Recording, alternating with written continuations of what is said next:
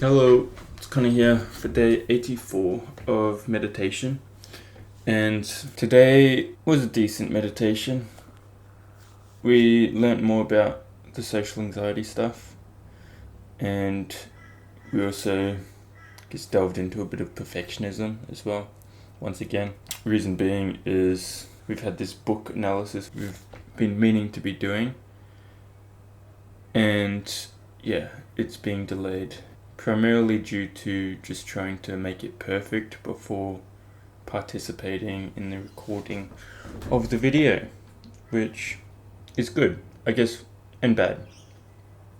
I think perfectionism, a large thing to it is you're trying to set up tasks in a way where they're going to be perfect before undertaking the task, so we are as prepared as possible, though sometimes we never actually begin the task or complete the task due to this perfectionist mindset, which is not so good because a lot of anxiety can stem up around the participation in a task when, one, we don't fully know how to do it, and two, we want to make it complete to the best ability as possible.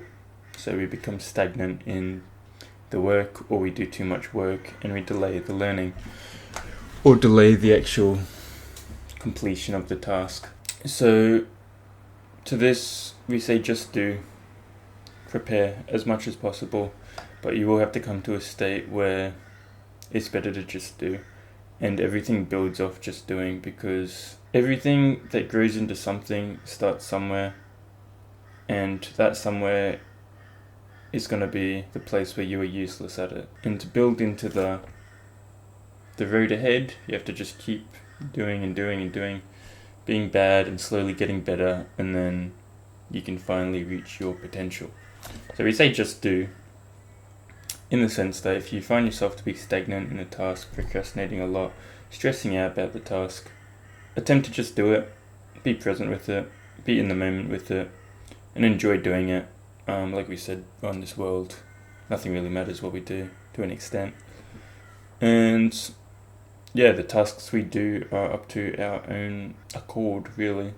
The expectations we place on them can be overwhelming at times, and they can, like we said, make us stagnant in actually doing the task. So understand this perfectionism is in mind, not partaking in the task is in mind, it's all in mind.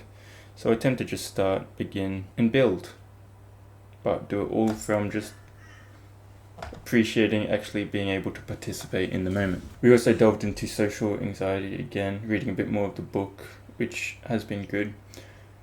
Today we learnt about, I guess, compounding effects. So we start with a cognitive component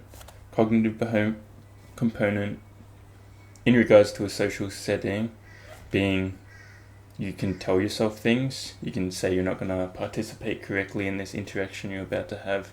You can call yourself a loser, worthless. You can say that you don't know how to speak properly. You can say it's cognitive. It's the processes that are telling you how you feel about the situation and yourself. When it comes to social anxiety, it's usually a negative self-depiction for the circumstances you're in. This cognition, this train of thought, then promotes within you feeling of panic, anxiety, and maybe sweat, maybe nervousness. Then it goes into the bodily component, they call it, the bodily component, which is that fight or flight response within us, which is that amplified state, amped up, doesn't know what to do, it's just feels all sorts of things, and it's very much based on the fight or flight. Then the third component being behavioral, which is the avoidance of situations, which is doing anything to reduce fear or avoid the fear completely. This can be medications, this can be not partaking in the task, this can be drugs and alcohol, anything which lessens the effect of the fear or anxiety we are feeling. So yeah, and these cognitive, bodily, behavioral, all these things then bounce off each other. So you feel bad thoughts, you feel weird in the body because of those thoughts. You start to fear and panic and start pacing around the room, you start doing all sorts of things to try and like overcome this fear or prevent it from happening. And then it causes an uproar of like panic and anxiety, which then amplifies more thoughts, which then amplifies more body reactions, amplifies more pacing around the room, wigging out what to do, how to get out of the situation, how to avoid it. And yeah, it can result in panic attacks and all sorts of things, or just very, very high anxiety to the point where we don't even know what's going on before us in the moment anymore, because we're too amped up and we're too inside our head, overthinking and just trying to focus on, I guess, disarousal or de-arousal, which like just lessen the symptoms we are currently feeling, which can take us out of the environment completely, and is probably more likely to induce the states of being which we are scared of being in the environment. So that was worded badly. It's more likely to elicit the person that we don't want to be within the environment that we fear, rather than being in a calm state. And then, and I think that's another fear component to it, is when we know we start to delve into thoughts and delve into this amped up state and nervous state, we already know we're going to not navigate this environment before us as well. And that works us up even more and makes us more anxious and more nervous and all sorts of stuff. So yeah, perfectionism, social anxiety, we'll continue to delve into all sorts of stuff. Just do and notice these features of anxiety. And they call it, we haven't gotten to the fixes yet, but I know one part is more positive self-evaluation.